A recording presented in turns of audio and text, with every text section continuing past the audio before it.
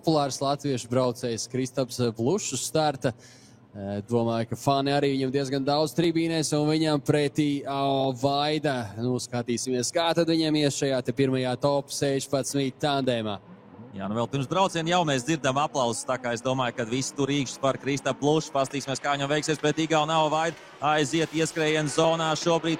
Kristaps Blušs zina šo trasi, viņam būtu jābrauc labi, ārējā trajektorija. Šobrīd redzam, ka Vaida arī ļoti tuvu līdot caur trasē, pilots jāmēģina tik līdz ārējai zonai. Tas arī izdodas šobrīd Blušam. Vaida nedaudz iepliek uz brīdi Blušam. Neizdodas vienu kastu tur paņemt, bet šobrīd arī caur iekšvalu izslīd iekšējā zona ir šobrīd un vēl noslēdzošais pagrieziens un pāri finiša līnijai.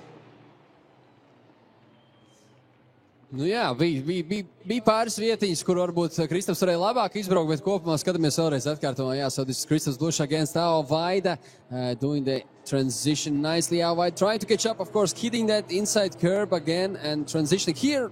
A bit snappy transition by Blušs, and here not getting that outside box as well. So not the best lead run by Kristaps Blušs, of course, but Vaida trying to keep it up. Bet tāpat noteikti uztaisām aplausus Kristaps Blušs. Jā, un atkārtojumā var redzēt, ka arī Vaida vienā no pārmetieniem arī pārāk lielā leņķī iebrauc. Tā ka no abiem braucējiem kļūdas un vēl otrs brauciens viņiem priekšā, un tad attiecīgi uzvarētājs dosies tālāk uz top 8, kur pretī jau būs Benedikta Šķirba. Jā, neatzīmē, ka zinot, kā Kristaps cik tuvu spēj sekot, tas varētu būt noteikti ļoti interesanti to tūliņu vērot, un Vaidam būs jābrauc pa priekšu, jāmēģina arī pēc iespējas labāks vadošais brauciens. Nu, šobrīd Vaida noteikti redzēja, kādu vadošo veids Blušs, un Vaida droši vien pie sevis domās, ja es veikšu labu vadošo braucienu, tad iespējams kārtas sastāsies manā labā. Paskatīsimies, tūlītās Blušs noteikti ies uz pilnu banku un mēģinās būt tuvu un blakus no pašiem pirmajiem metriem.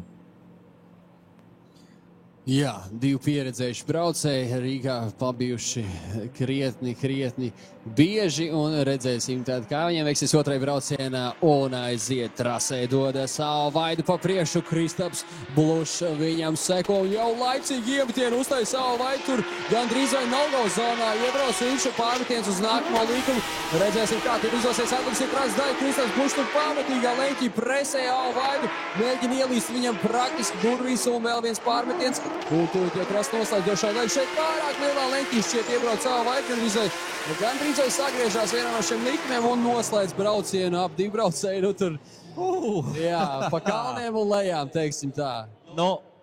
Jā, te nokļūdās iemetienu zonā, tur Vaida tāds dubultais iemetiens, tā mēs to varētu nosaukt. Kristaps ļoti profesionāli pielāgojās tam un pat neiztaisnojās nevienā mirklī. Redzam, ka viņš arī daudz tuvāk visu braucienu garumā nekā pirms tam Vaida. Un jāatzīmē, ka šeit vēl viena liela Vaidas kļūda, pārāk lielā leņķī praktiski apstājās, gandrīz vai nonestu iekšējo konus, bet arī Blušs šeit pielāgojās tam. Un, ja mēs teicām, ka Kristapam pirmais brauciens vadošais nebija labs vai nebija līdz galam 100% labs, tad šobrīd Vaida pieļāva vēl lielākas kļūdas. Tas ir vairāk kā skaidrs. Noteikti uzgalējumi abiem sportistiem Vaida un Kristaps Blušs. Un noteikti tiesneši jau varētu būt, ka ir tikuši pie rezultāta. Vai gribēs skatīties vēlreiz atkārtojumu? Tas vienmēr ir neizstāsts, ka viss jau mums varētu būt skaidrs tiesnešiem šajā braucienā.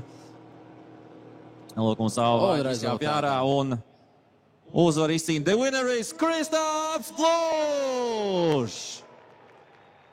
Jā, Kristaps Blušs iegūst uzvaru šai tandēmā, attiecīgi izslēdzot Vaidu no turmākajām cīņām, un kā jau iepriekš minēju, tad Kristapam Blušam būs jāstājas pretī Benediktam Šķirbam. Divi līdzīgi auto būs uz starta šajā te tandēmā. Sveiciens vēlreiz Kristaps Blušs famai skatītājiem.